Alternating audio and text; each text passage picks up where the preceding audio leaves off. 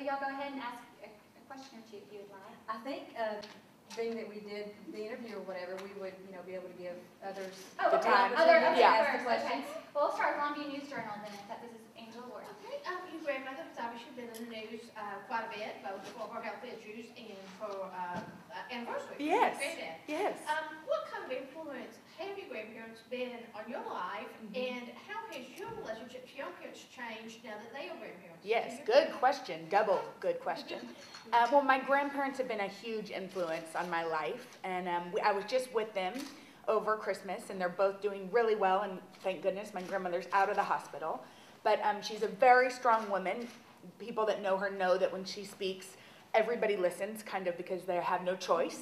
And so she's been a huge influence in my life. She is an amazing wife and always put being a mother first, although she's definitely had, worked, whether it, by being the first lady and really supporting my grandfather. So she's pretty incredible. And my grandfather as well, I think he's taught me that the most important thing is to show your kids and grandkids unconditional love. And then as far as my parents, I love seeing them as grandparents. I just got home from about 2 weeks of time off with them and my daughter Mila and of course my husband. But they're missing Mila already, sending tons of text messages like, send me pictures. How is she this morning? Like any grandparents. But just see them as grandparents is so much fun. My dad has literally fallen totally in love, and it's so fun. Okay, Angela, would you have a second question? Or is that Yeah, given that you're all from a very political family, do you have any plans to run for political office yourself at any point? No. And people often ask my sister and I that, and we usually say no at the exact same time, usually pretty loudly. Ironically, and maybe not that ironically, my sister and I are both very interested in policy. I was a teacher, and my sister works in global health, and I've worked in HIV/AIDS and women's health issues. But neither one of us are really interested in traditional American politics. And I don't know if that's because the climate or because we've watched my parents do the job. And of course, we respect anybody that would work in politics because we know it's a tough field with a lot of criticism, but it's not something we're interested in. And I think one of the things is we realize there's a lot of different ways to make a difference. Politics is one of them. But Barbara working with the Global Health Corps and being a teacher and working for UNICEF are other ways that young people can make a difference. Thank you, Angela. What if Ms. Rachel? She's with Charm Magazine. Oh, good. Hospital. Perfect. I'm glad that Angela mentioned UNICEF because those were my questions. Getting involved in UNICEF right out of college, I actually have my high school students with me today. Oh, fun. Hi, guys. You went to UNICEF, you wrote the book, and now you're part of that student family. How can other teenagers, or in transition time between college and family, what are some things they can get involved in? Well, one thing that I realized, I was a teacher, and one of the reasons why I wanted to work with UNICEF is that I worked in a mainly Hispanic school, and I wanted to move to the country where my students came from and understand their language and their cultural issues. But I didn't get involved with working with HIV/AIDS, for example, until I moved to Latin America. And then when I got home, I realized that in Washington, D.C., the city where I was teaching has one of the highest HIV rates in the country.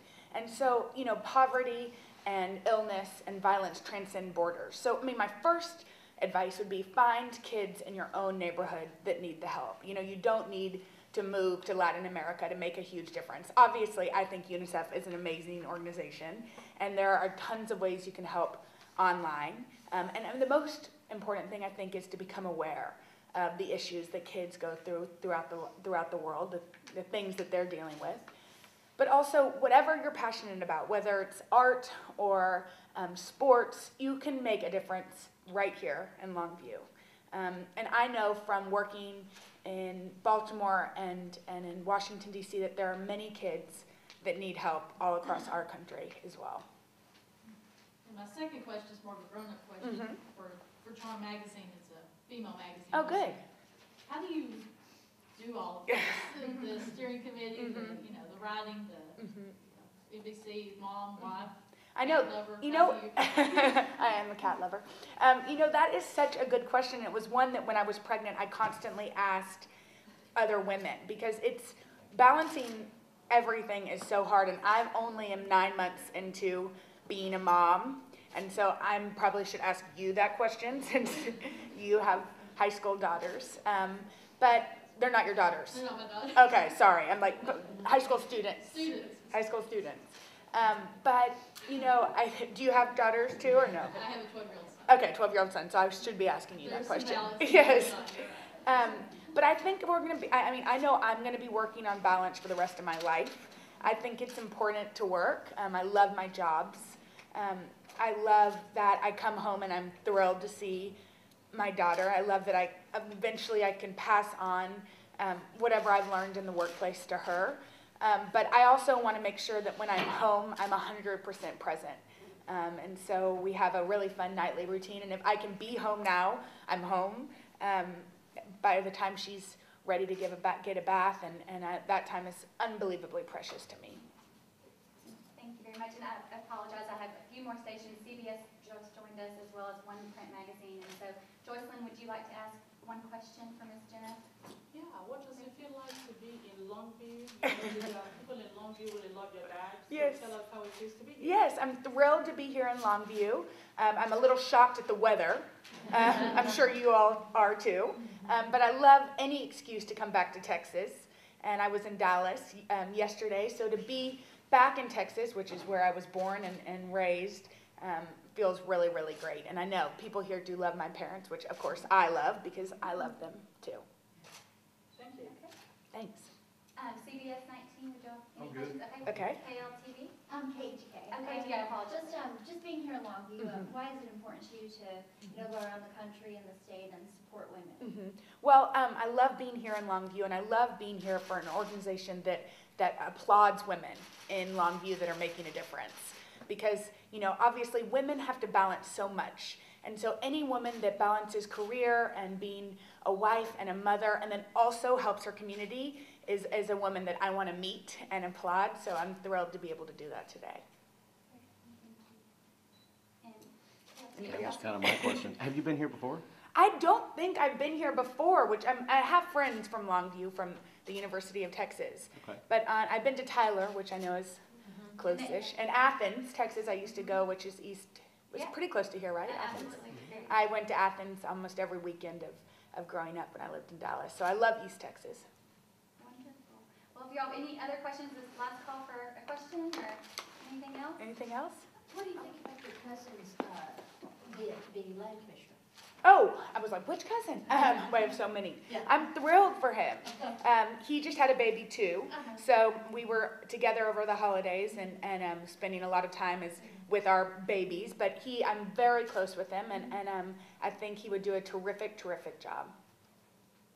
And Dana, you had a question? Yeah, I probably missed this, you probably answered it. What do you plan to tell everyone today, kind of your message to the people here in East Texas and supporting all these women? Sure. Well, I've had the opportunity, whether it's my work with UNICEF or my work with NBC, to travel around the country and the world, meeting really incredible people, mainly women and mothers and their children. And I've gotten to listen. I've had the privilege to listen to their stories. So I'm going to tell you about some of them and about how they've impacted my life.